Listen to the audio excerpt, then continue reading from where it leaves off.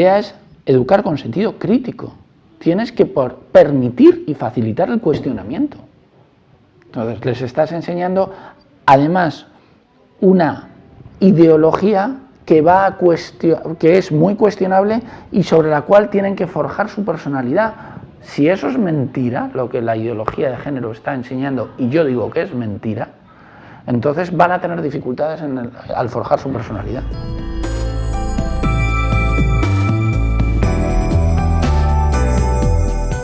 El mismo nombre nos lo explica. Es una ideología. Las ideologías vienen y se van. Pero el ser humano, los animales sexuados, somos machos y hembras desde hace 10.000 millones de años. La ideología de género, bueno, pues sí, pues como es una ideología puedo estar de acuerdo, puedo estar en contra, pero no puedo decir que es una verdad. Ahora, sí puedo decir que es una verdad que igual que hay animales machos y animales hembras, el ser humano solo es un animal. Y solo hay machos y hembras.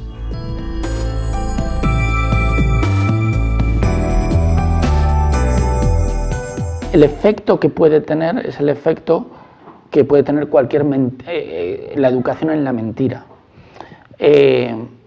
Si tú educas a un niño enseñándole algo imponiéndole algo que es cuestionable como una verdad absoluta, entonces, y sin capacidad de cuestionarlo, entonces le vas a generar un desarrollo de la verdad inadecuado.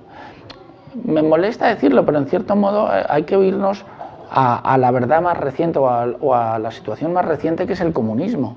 O sea, lo que se ha enseñado durante muchos años en regímenes comunistas eran auténticas falsedades, ¿no? Entonces, luego, cuando el comunismo ha caído, toda esa gente que había sido educada en una falsedad se ha quedado sin una herramienta adecuada de trabajo. Y hay que ver lo que es el poscomunismo en esos países.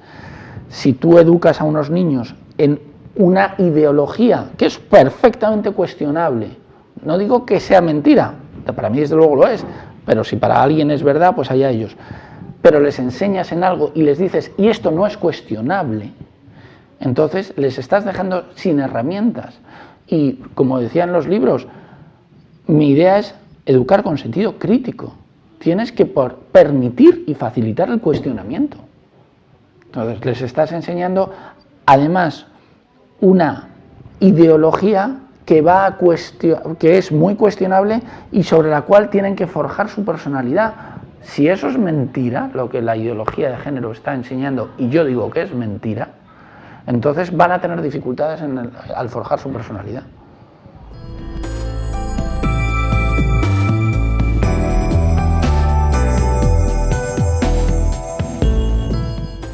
Se me hace muy difícil generalizar que a los 4 años un niño pueda tener... se me hace mucho, o sea, creo que hay que ir al caso. Hay niños que evolucionan más rápido y evolucionan más lento. O sea, cualquier cosa que sea poner una cifra exacta se me hace difícil. Pero sí te diré que un niño de 4 años, un niño promedio de 4 años, tiene claro cuál es su sexo.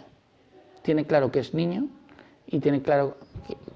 O si es niña, y no solo lo tiene claro en sí mismo, sino que es capaz de diferenciarlo en otra persona. Es decir, es capaz de ver a otra persona de 4 años y saber si es niño o niña, estando esa persona vestida. No hace falta desnudarla. Solamente con el aspecto físico, con los caracteres sexuales secundarios, ¿vale? Con el aspecto físico de la cara, va a ser capaz de saber si es niño o niña y va a responder adecuadamente. Ahora, decir que hay niños con vulva o que hay niñas con pene es una contradicción en términos, ¿vale? Es como decir que hay un calvo muy peludo o decir que hay un enanito que es muy alto.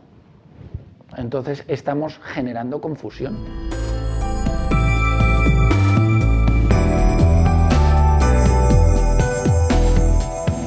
La dimensión espiritual es consustancial al ser humano. No estoy hablando de la religión, estoy hablando de la dimensión espiritual. Es decir, todo ser humano tiene conciencia a partir de aproximadamente los 4 o 5 años de que nuestra vida es finita y que tenemos una trascendencia. Nuestra vida en esta tierra es finita y tiene una trascendencia. Esa trascendencia hay quien la entiende como la trascendencia al cielo, hay quien la entiende como la trascendencia de me transformo en otro ser vivo, hay quien la entiende simplemente la trascendencia de yo doy vida a otros seres vivos. Pero eso es lo que conforma nuestra dimensión espiritual y no se puede negar. Si intentamos negar la dimensión espiritual del ser humano en la educación de los niños, estamos cercenando una parte de nuestra naturaleza y por tanto van a crecer en cierto modo como si estuvieran cortados, como si les faltara una parte, ¿vale? Entonces es fundamental que los niños tengan conciencia de la dimensión espiritual y, como bien dices, esa dimensión espiritual la van a tener a través de sus padres, ¿vale? Por tanto es muy importante que los padres sepan transmitirla. Naturalmente, cuanto más rica sea su espiritualidad, más enriquecen la vida de sus hijos.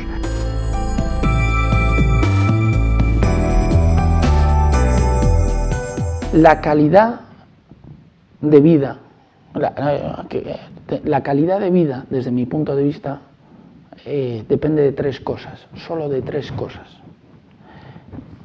Imprescindible, 2, y una es accesoria. La calidad de vida depende de las relaciones que tenga conmigo mismo.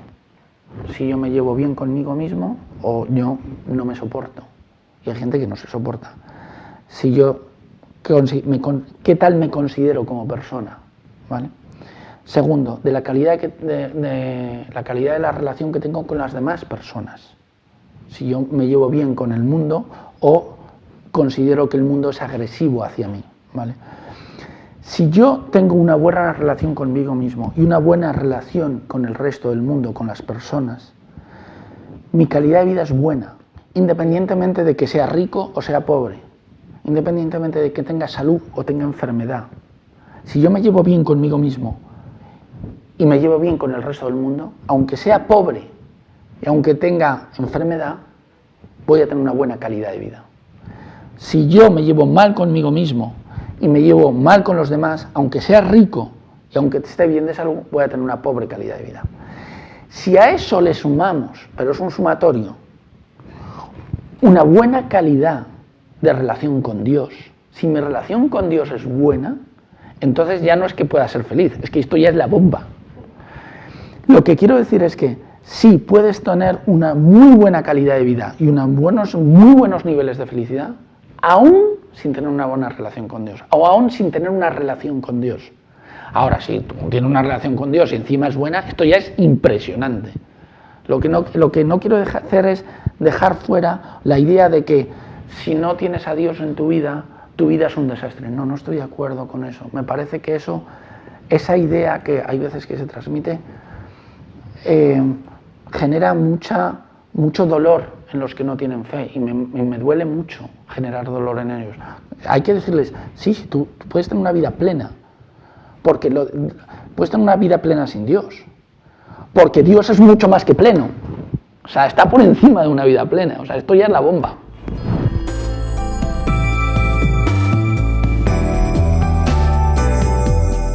El sufrimiento es consustancial al ser humano. No podemos tener una vida sin sufrimiento.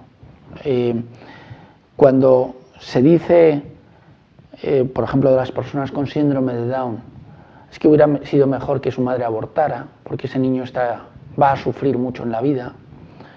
Es una idea absurda. ¿Por qué? Porque todas las personas sufrimos en el mundo, no por tener un síndrome o no por no tenerlo, sino todo el mundo sufre.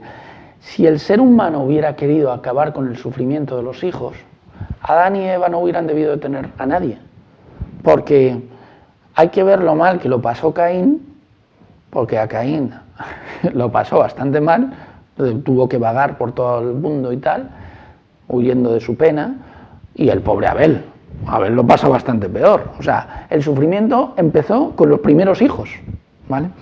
Entonces, el sufrimiento es consustancial al ser humano. ¿Qué es lo que nos aporta la fe? La fe nos aporta un sentido a ese sufrimiento. El entender que el sufrimiento, que vamos a tenerlo con fe o sin fe, pero que cuando lo vivimos con fe, lo podemos unir al sufrimiento de Jesucristo en la cruz, y por tanto nuestro sufrimiento, el sufrimiento de nuestro Hijo, que no hay nada peor en el mundo, es corredentor. No te quita sufrimiento, pero te da paz.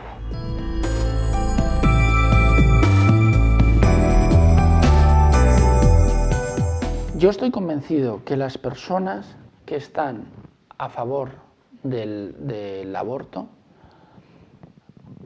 no tienen contacto, no tienen conocimiento de personas, quizás de una o de dos, pero no tienen conocimiento del mundo de la discapacidad.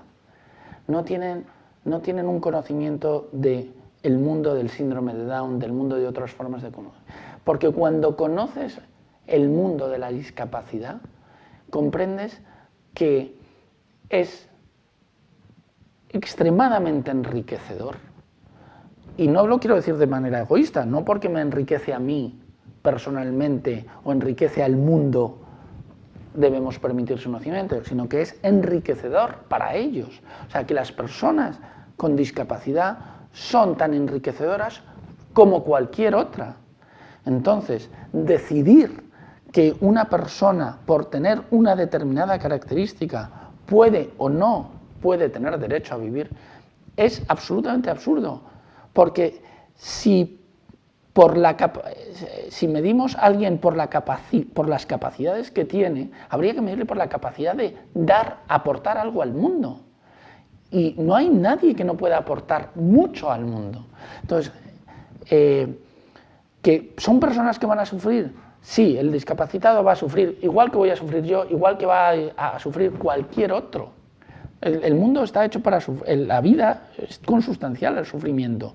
Entonces, esta carrera, como tú has dicho, eugenésica, de acabar con todo aquel que no cumpla unos parámetros determinados, lo único que está haciendo es limitar la capacidad de enriquecer el mundo a través de la discapacidad. Y ese enriquecimiento, quitar una parte del enriquecimiento del mundo, es absolutamente grave. Es tan grave como eliminar el enriquecimiento de la cultura mundial que nos aportan los gitanos. Sería como querer abolir a los gitanos. Perdóneme, pero su cultura es enormemente enriquecedora. Ya, pero es que los gitanos viven muy mal y sufran mucho. Más vale que no vivan. ¿Pero qué me está usted contando? Déjeles vivir como quieran y enriquézase de ellos. Pero es sencillamente absurdo y está haciendo un daño terrible. Mientras se siga permitiendo, y no solo permitiendo, sino fomentando el aborto, vamos a tener que sufrir muchos más males asociados a él, que provoca la dureza del corazón que hay que tener para estar a favor del aborto.